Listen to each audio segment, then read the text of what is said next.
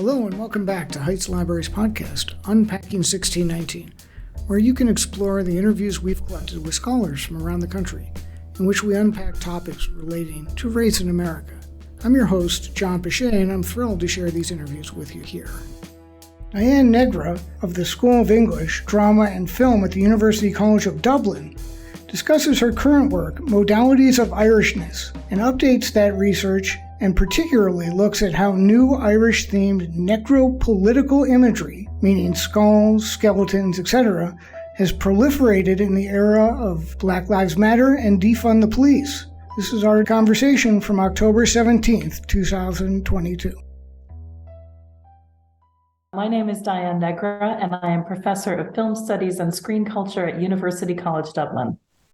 Excellent. Thank you for joining us. And today we'll be talking about Irishness in the American experience, correct? Yeah, I think we had said that we would maybe try to walk our way very roughly through a history of Irishness in American popular culture, which is one of my research fields, and with a particular attentiveness to race. And maybe as we go along to this morning to try to unpack a little bit the complex ways in which Irishness in American popular culture is a race category, some of the things that have changed over time. And what I may do, if that's okay with you, John, is just simply start with the early 60s, which I think is a kind of a key period. I think most will be aware that this is also the period in which John F. Kennedy is elected to the White House. And it is a period in which Irishness seems to undergo a fairly pronounced status change in American life. So I would be inclined to kick off with that, because I think it's in that moment of the early 1960s that Irishness, which had intermittently in the past been a stigmatized identity, becomes a credential. And one sign of that is the choice made in exactly this period by two American corporations to brand products that don't need to be branded Irish in that way. And I'm alluding to General Mills, the breakfast cereal company that rolls out Lucky Charms breakfast cereal, still going strong today. It has a long history of being advertised on American television, and it'll be familiar to lots of people for its ubiquity, I suppose, in American life. And I have an example of some of the early advertising that rolls out Lucky the Leprechaun in this period that viewers can see. But another comparable case is that of Colgate-Palmolive, which chooses in the early 1960s to brand a soap that they call Irish Spring. And again, although I don't think it's advertised quite as much, perhaps as Lucky Charms cereal has, for people who watch television in the 1960s, 70s, and into the 80s, this was an awfully familiar brand. And it's interesting, I think, that Colgate-Palmolive chose to, just as General Mills invented a character, Lucky the Leprechaun, so too did Colgate-Palmolive. And in their case, they cast the role of Sean, a kind of Irish countryman who walks around in bucolic settings, somewhat confusingly with a bar of green soap in his pocket and a penknife, and he's always slicing the soap open to sort of show its purity. So I mentioned those two long-running and very familiar advertising campaigns because I think they have made an imprint on American popular culture. It's still common today for people to reference things like Lucky Charms cereal when they allude to Irishness in some way. But also what really strikes me is that these were products, unlike, let's say, lace or crystal or whiskey, where there isn't a kind of baked-in association to Irishness. It was constructed and invented. So I think that tells us something about a change that's playing out in this period, the 1960s, and that will go forward really from there, in which Irishness becomes something positive, something desirable, something, as I say, that's an attribute that's often taken to be positively rendered in some way. I'd skip ahead, I suppose, from that point a little bit to the late 80s and into the 1990s. And I've written a bit about this in the past. I see this period, let's call it a decade, roughly speaking, right up until the millennium, as a period in which an explosion of Irish-themed popular culture really takes place. And some of the images that we'll have up to accompany this section will include, obviously the the global popularity of U2, the incredible success of Frank McCourt's memoir, Angela's Ashes, which of course later becomes a film, the plays of Martin McDonagh on Broadway, and then more diffusely, the rise of Irish-themed merchandising, and notably by the 1990s in America, the rise of Irish shops. In other words, shops, and they're not necessarily in the places you might expect, New York, Boston, Chicago. They're there, of course, but in the suburbs, right? And this kind of sense that American consumers are being invited to participate in an Irish-themed economy in which they can purchase a range of goods, some with a clear connection to Ireland, some very much not. But this kind of sense that again, Irishness surges as an identity that Americans seem to want to claim. And one sign of this also is U.S. Census data in this period, because when Americans are asked, about their own ethnic origins, and many of us don't know, it must be said, right? This is always a kind of a selective and imperfect process. Americans overclaim Irishness. So the desirability of Irishness, the sense that it is something that carries with it a history, a meaningfulness, a kind of, I write about Irishness as a consoling ethnic category that maybe as the United States moves to the end of the 20th century, and there's a kind of a building existential uncertainty about America's place in the world, about, America's moral status, these kinds of things, that the pleasure of feeling that you can be Irish, which is, this kind of sense of Irishness, I think more than any other ethnic category in American life is very much, one that can be elected. And so the sense that Irishness is a form of whiteness, surely, but a kind of a safely ethnic tinged form of whiteness that through which one can sort of mitigate an Americanness that maybe becomes a little bit burdensome, ideologically speaking, in this period. And so through popular culture images, I would see that happening in the way that people flock to Irish-themed popular culture products, whether they're films or plays or, boxes of cereal, sort of take your pick, or memoirs, or the explosion in this period, for example, of, products, and I will call them products, from Ireland itself. And so one of the things that's happening, of course, in the 1990s is rampant globalization. And that makes the traffic of Irish-themed goods, including people, right, celebrities very much fit in here, easier. And the kind of sense that Americans are feeling their Irishness in this decade, to me, is very, very apparent. And so we have this kind of extended period in which a romance is going on, a cultural romance between America and Ireland. Ireland in this period is going through a phase of extraordinary economic success that would later, really was even in the period known as the Celtic Tiger.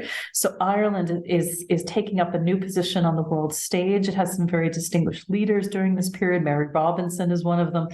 And there is a sense that Ireland itself is leaving behind some fairly difficult history and taking up this kind of new position in world affairs. And so there is this kind of sense that America is looking to Ireland through tourism, through commodity acquisition and practices of genealogy, for example, but also that Ireland is looking to the US and in a particular way, looking to cement a bond that is, that academics think of as diasporic, because of course so many Irish people at various times did emigrate to the United States. And this romance that I'm talking about is partly romance between the descendants of those people and the homeland that they feel connected to, but also with people who have no manifest connection to Ireland, but simply like the idea of Ireland, however that is construed. And often that's grounded in the images of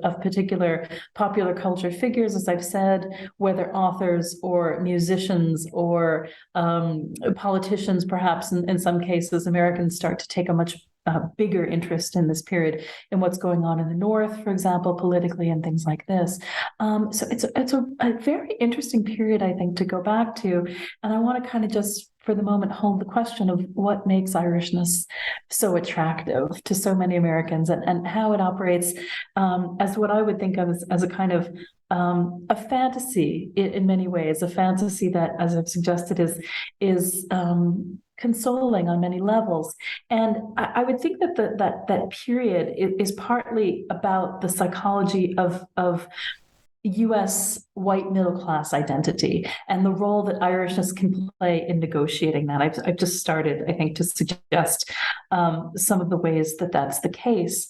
But what I think is rather interesting in this, if we insert illustrations into this talk, as I know we will, the illustrations that people will see at this point are rather different. So instead of, the cover of Frank McCourt's book, or an image of Riverdance, which was a global sensation in the 1990s, of course, or the images of various Irish-themed products, shamrock bedecked merchandise and this sort of thing, around the turn of the century, as we head from the 1990s into the noughties, my sense is that in broad terms, images of Irishness start to shade darker, and that we get a cluster, for example, of Irish crime fiction. And I'm using the term Irish to encompass Irish American, of course. I've put up an image there of The Departed, right? A very successful film in roughly this period about Irish gangsterism in Boston. And it's in this same period that we have the rise of the Irish American commentator on the right. Particularly, this is roughly the period in which Fox News kind of lands in American broadcasting, and so many of the Fox hosts implicitly, or in many cases explicitly, identify themselves as Irish Americans. So one important archetype of Irishness in the early 2000s is the image of the right-wing man, on Fox News, or a criminal figure, or these sometimes played by Irish actors, for example, like Colin Farrell, sometimes not, but this kind of sense that Irishness has entered a new mode, and that it's certainly sustaining an affiliation to Americanness, which I think is really important. But I think that the thing that's starting to happen here, most significantly, is that at its most extreme, Irishness is becoming a sanitizing element in expressions of white race pride. And this is a period in which American life has shifted, right? If we talk about, let's say, the last 20 years, roughly speaking, and an emerging new level of consciousness about everything from the sort of sense of Black Lives Matter, but the shifts, for example, and the rather well-known fact that, in fact, white Americans will be emerging as a racial minority in the United States in due course, and possibly more significantly than those things, a set of economic developments which puts enormous downward pressure on the middle class, and particularly, arguably, I think, takes a toll on a middle class that sees itself as descended from the Irish, or for whatever reason has a kind of a psychological affinity with Irishness. So I think that we start to see Irishness being particularly worn here as a form of ideological and racial armor, if I can put it like that. And so there's a kind of sense that Irishness is a stake. In other words, it connects you to a history of colonialism. It connects you to diaspora and the horrific conditions of famine under which many people did emigrate from Ireland, particularly in the 1800s and later too. But this sense that the upbeat, celebratory Irishness of the 1990s is giving way to darker shadings, as I say, in crime narratives, in tribalistic, bleak renderings. Television really moves toward Irishness, rather, in series like The Black Donnellys, for example. And this pushes things in a very interesting direction, it seems to me, because Irishness becomes available as a way of speaking a precariously classed, uncertain form of American whiteness. It becomes, as I say, on one extreme, a way of articulating race pride that maybe would otherwise be taboo. And so my sense is that as we push ahead more closely to the contemporary moment, that this kind of sense of Irishness as as an identity credential among, let's say, Fox News commentators, among those close to Donald Trump and his administration, many of whom were emphatically Irish American, that Irishness is being mobilized in a way that we should be attentive to and conscious of, and that it's increasingly also being tapped to somehow activate a sense of the past or a sense of heritage that can help us reconcile with the present. And that would move me to some much more recent images, but images that I think are awfully important, some of which you can see, very regularly on T-shirts or baseball caps or bumper stickers. And these images are really striking to me. I would call them necropolitical because they incorporate some of the traditional images of Irishness, the ones that I identified as upbeat shamrocks, little hats, jaunty figures. But these figures are also marked out as death figures. They're skeletons or skull heads, sometimes with an Irish tricolor over them. And the sense that I have from these images is that they are prepared to even intensify that darker imagery that starts to emerge maybe about 20 years ago. And the sense that some of these images are accompanied by little slogans. Irish to the bone is one, which is meant to be obviously a play on the skeletal imagery.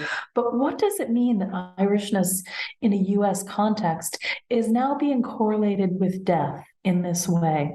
And again, my sense is that there's a kind of a sequential process here, that Irishness, as I've written about it, particularly around 9/11 and the sense of loss of firefighters and police and others in 9/11, becomes a kind of a rejoinder to Islamic terrorism, that Americanness is kind of enhanced by an association with an Irish innocence, as I've written about it. But then as time goes on, and a number of factors destabilize the white middle class in this country. And I probably don't need to rehash, many have spoken to this, but all the ways in which, downward mobility, uncertainty, and contraction are the watchwords of middle class identity in this country now. So the fact that we start to see these images of a necropolitical Irishness, a deathly Irishness, which is conscious of history, but is also aware at some level, I think, of a kind of surplus future particularly for white working class and middle class men. I think that's one of the anxieties being staged here. And I have seen these kinds of images of skulls with Irish tricolors layered over them on bumper stickers with on vehicles that also have, for example, the Police Benevolent Association sticker or other, various kinds of signs of remembrance of 9/11 and first responders. So it seems to me that, especially in what I think is the tri-state area around New York, that there is a kind of tribal Irishness that's being called upon through these images to say a couple of things, to say we have a heritage too, in a kind of a cultural environment in which Black and Latino heritage has acquired new visibility and new value. But the assertion of whiteness is marked out as problematic and uncertain and associated with privilege. I think Irishness helps get around that problem of white privilege. That's how it's being, called upon anyway, as this very useful, kind of narrative element in the story of people who don't see themselves as oppressors, don't see themselves, they see themselves as having urgent concerns in 21st century America, not people of automatic privilege or status.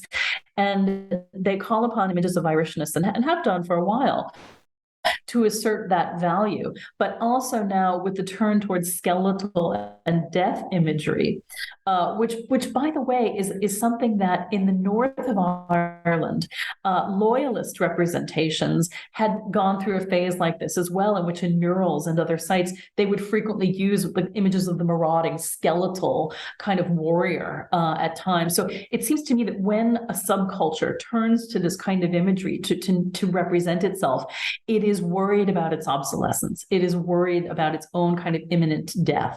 And this is what I would argue we're finding now in this kind of new necropolitical set of images around Irishness in America. I'm not arguing that they circulate broadly and nationally, but they've really kind of piqued my interest, particularly in New York, which is where I've seen them the most in recent years, on T-shirts and other kinds of signs of identity that people kind of wear, and the sense that Irishness has moved. If we go back to the 1960s, and it's kind of upbeat, hopeful, aspirational register, right, and the sense that Irishness can be something everybody can claim, right? We see this on Patrick's Day, right, every March, and the kind of idea that Paddy's Day is a holiday in which everyone gets to be Irish.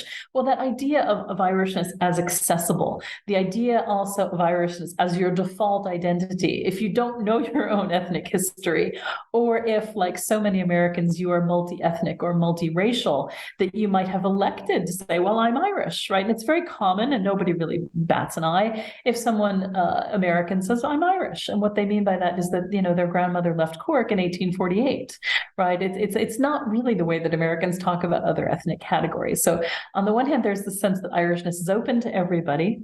But on the other hand, as I'm speaking to in these remarks, I think over the last 60 years, we can see it moving from something that spoke hopefully and optimistically to something that increasingly speaks of an anxiety, a precarity, and an uncertainty that the United States is working for the kinds of people who seem to want to affiliate with Irishness as a category. And this is how I would interpret the rise of Irish to the bone skeletons and, images of sort of marauding Celtic warrior figures and things like this, which we see popping up, is to express a kind of a reverse of that hopefulness and that optimism that was there 60 years ago. Instead, a kind of a dread and a sense that one's last recourse is to at least express an understanding that you are being made obsolete, that you're being pushed out of the cultural frame. So there's a lot of kind of racialized resentment here. There's a lot of uncertainty here about the kind of rules of American life, if we can put it that way, and a kind of sense that Irishness, which has long operated as a proxy discourse for Americanness, is still doing that. But what it's saying, I think, is something very despairing about the terms, conditions, and possibilities of American life right now. I'm obviously generalizing, and since my field is popular culture, I'm making these assessments, based on things like film and celebrity and television and popular music and T-shirts and things like that. So I want to emphasize that I'm being suggestive here more than I am being definitive. And it should also be clear that I'm describing states of feeling that are unconscious for the most part. And I'm not, but in any way, suggesting that someone who puts on a kind of an image of a skeleton that says Irish to the bone on it is doing so, fully aware of what signal they're sending. And they might have some awareness, or they simply might not. But I think that is how popular culture often works in terms of its pleasures and gratifications, is that it's not a conscious state, right? It's, oh, I like that. Oh, that's interesting to me. Oh, that gives me pleasure. But we tend not to be a society that diagnoses or pinpoints those pleasures. But that's the broad arc that I think we should be thinking about when we think about how Irishness has operated in the United States as a kind of state of racialized identity over the last 60 years, that it's moved through some remarkable peaks. And one of those peaks I've suggested is the 1990s, in which global popular culture delivers a succession of Irish-themed cultural products, including rock bands and plays and books and, you name it, basically in that period. And then maybe it slightly abates, but it's found a new register in the last 20 years, in the 21st century, in being a kind of a sign of conservative feeling in many instances, and particularly a kind of a riposte, a pushback of white Americans who are defensive about their racial status and who are in effect saying, we have a stake here too. And I think that is something that politically we want to untangle, and we want to be, if I can put it like this, we want to be hearing the signals that people may be sending through this kind of messaging around Irishness and what it is that they are concerned about and how they think about their own identities. And so my sense is that when we talk about Irishness in 21st century America, we're often talking about a nervous whiteness, a whiteness that is desirous of protecting its territory, of defending its sense of itself. It's strongly associated with certain professions, particularly in areas like New York, with policing, most notably, and things like this.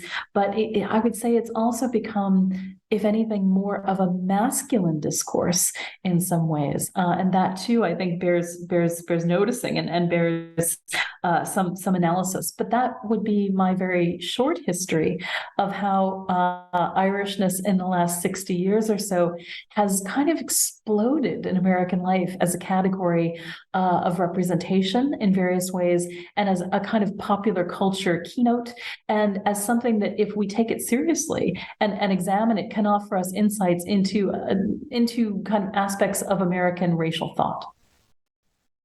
Yeah, that's wonderful. And I think the main question I have, and I kind of want to return to this idea of kind of the shift from U2 to this kind of almost a Blue Lives Matter kind of. Yeah. And I think like U2 very much situated themselves in a civil rights, human rights kind of push, like coming out of Ireland, we've been oppressed. We're going to tie ourselves to Martin Luther King, and we're going to kind of sing about these heavy social issues. Yeah. And we kind of have moved into, as you were saying, the Fox News kind of conservative, white male, police professional celebration. Mm-hmm. And maybe you could, I mean, outside of the economic aspect of it, can you maybe unpack a little bit more about the racial and why it may become attractive for people who have bad, like white supremacists would use the Irish iconography to radicalize? And that kind of like, I mean, we're seeing it like we spoke about earlier with the Viking and the pagan and the Nordic kind of stuff. Yeah. Where it's not necessarily white supremacy, but it becomes a gateway into it. It's awfully close in some instances. Yeah, well, I appreciate that, John. I think you're right. That a lot of the kind of 90s discourse on Irishness had a social justice flavor, not least U2, who are going to be undertaking in 2023 a long-term Las Vegas residency. Bono has a book out. It's a memoir. He's been around a fair bit lately.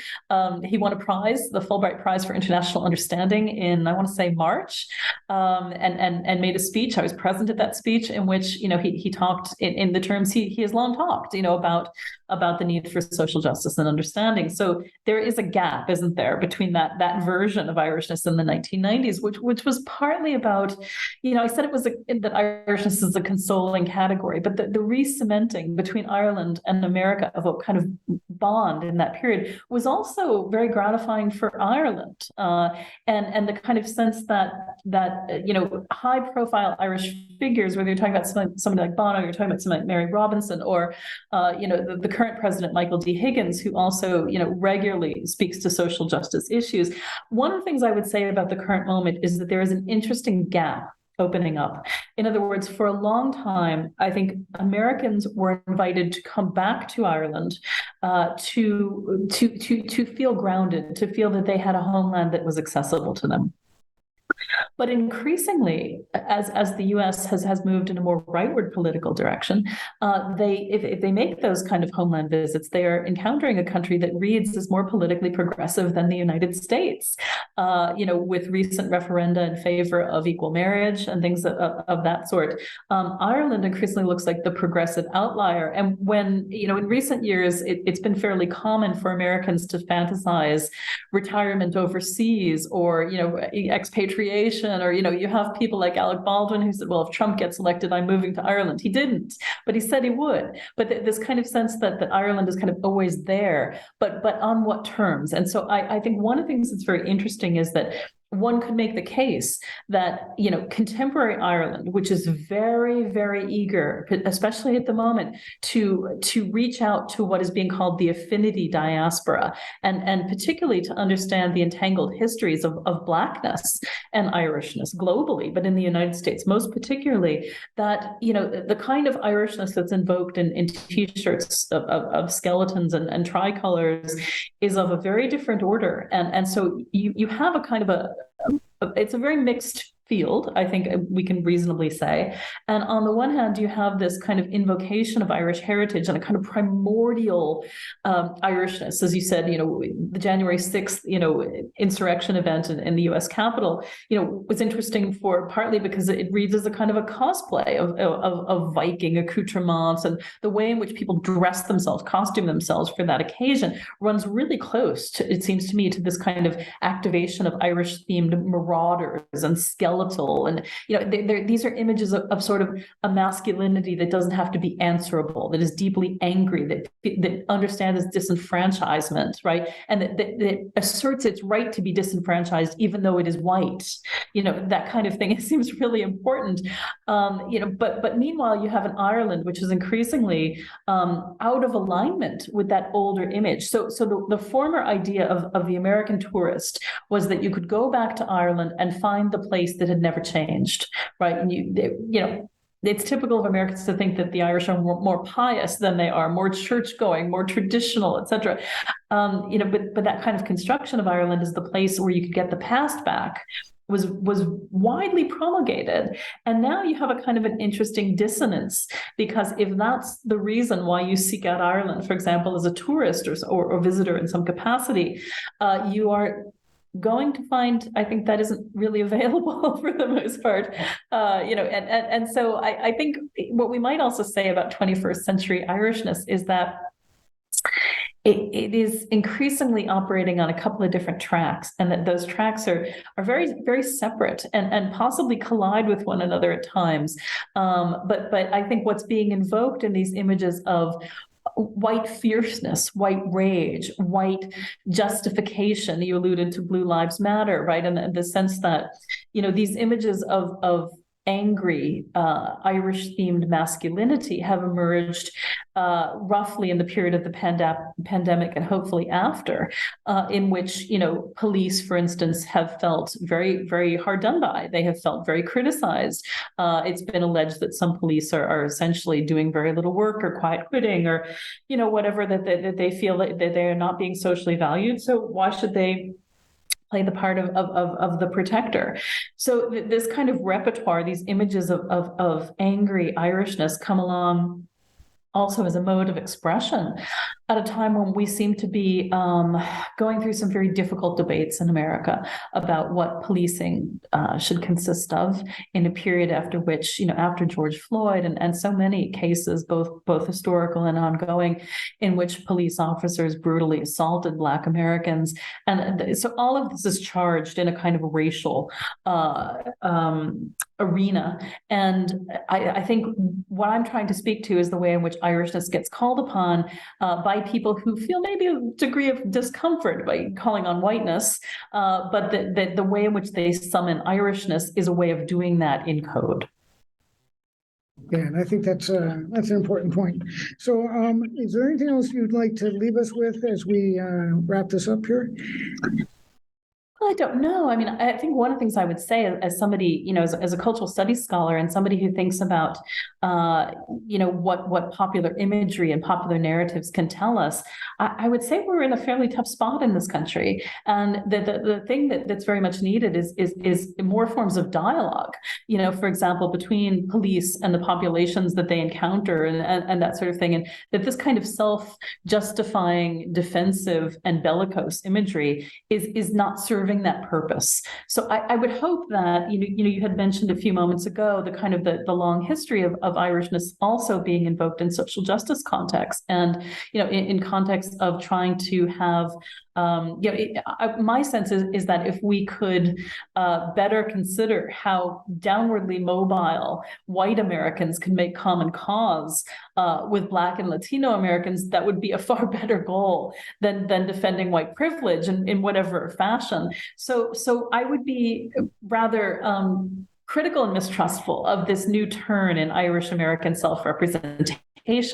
And I think what it's telling us is there's something at the heart of it, which is an expression of vulnerability. I know it would seem the opposite in these images of skulls and what have you, but I think they are being used partly to express fear and a fear that's the kind of perceived social value of various groups in America is under revision.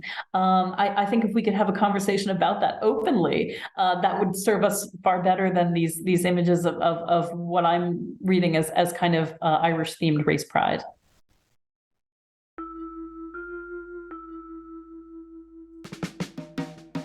Thanks for listening to the Unpacking 1619. For more information on Heights Library's 1619 Project discussion group, or to check out more interviews with scholars, please visit heightslibrary.org. See you next episode, wherever you listen to